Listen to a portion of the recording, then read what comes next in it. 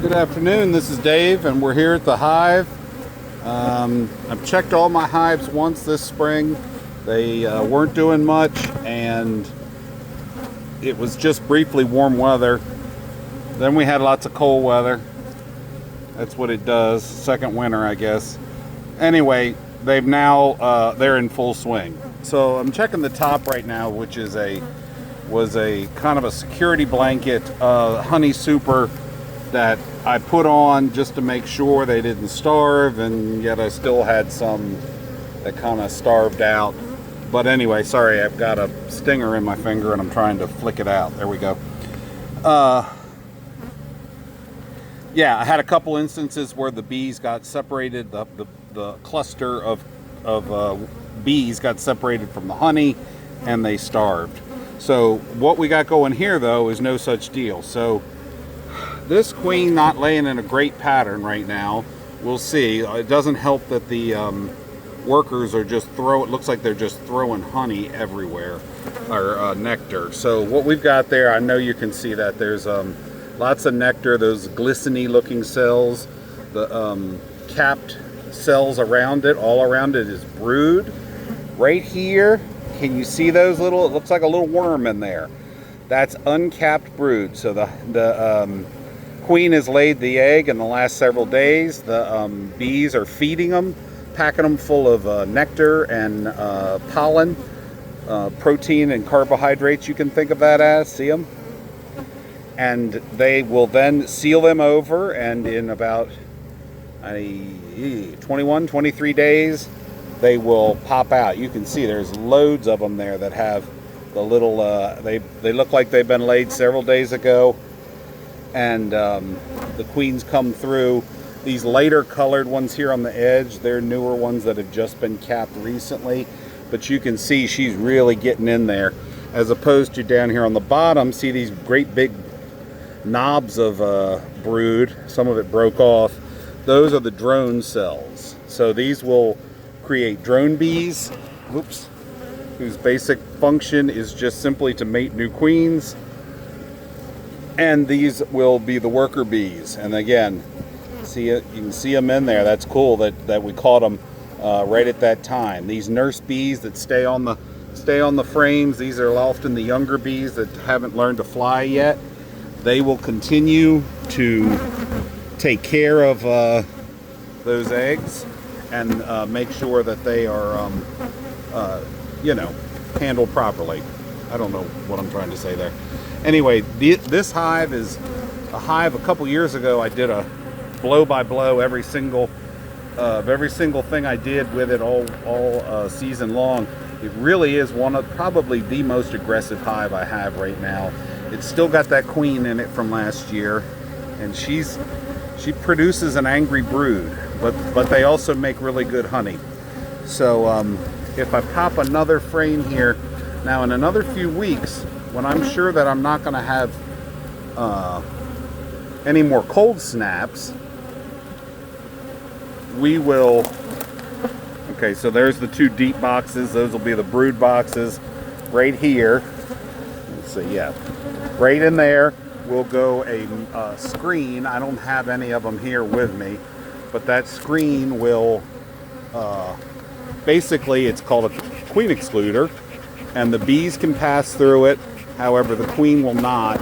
That'll keep her down in the bottom. That'll keep her from laying eggs up in the honey, which, as we can see right now here early on, she's doing a lot of. If I skip this frame right here real quick, let's see if I can pull this other frame out relatively easily.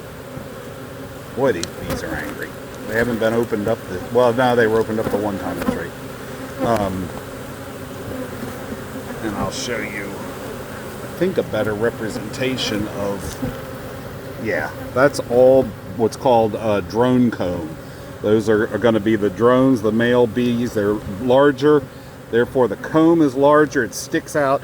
These cells are really for worker bees to have, they're the right size for worker bee drone, but really not for drone comb or drone brood, excuse me. But she's been up here. That tells me that likely she's got a lot going on nest egg-wise in the bottom. And I don't see her on this frame either. I haven't seen her yet. I tried to shake the bees off, and man, the nectar just fell right out of that frame. That's all right. It went back in the box. They'll gather it all back up.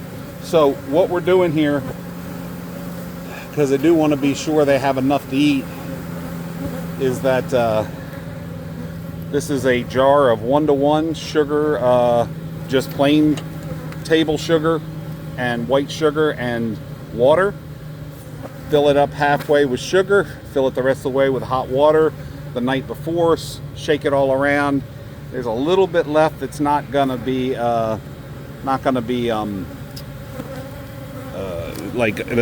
there's a little bit right in there right now that isn't dissolved. Hopefully, I'm gonna turn you around here 1 second. Ooh, there we go. Hopefully, it'll all be dissolved once I get it in the hive and it's nice and warm.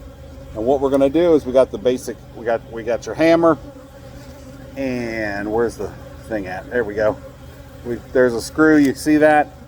We're gonna tap this from the outside in, so that it doesn't leave sharp edges that the bees get on and scrape their bodies across, because that will kill them over time.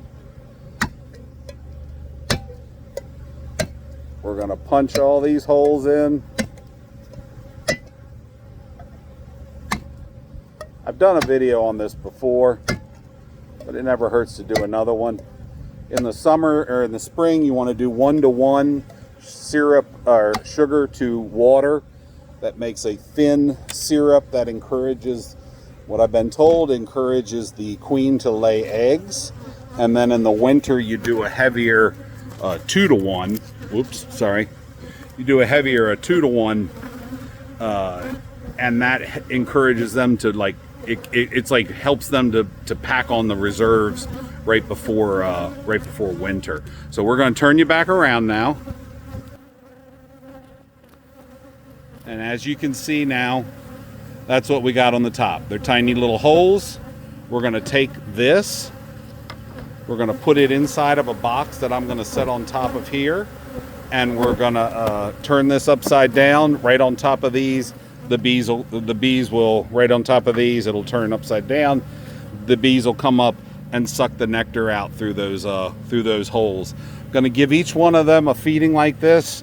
I haven't fed them yet, and it's probably a little late, but we're going to go ahead and do a quart for each one of them, and that will, I believe, be plenty. Honestly, looks now like they may not even need it. What they may need is another box to grow into. So we'll see about that. In the meantime, let me get you turned back around here real quick. In the meantime, this is Dave. I hope you're doing well. Hope you're doing something to stay independent or be more independent. And in the meantime, stay safe, stay prepared, and I'll see you on the next video as soon as I can find the stop button here. Have a good one.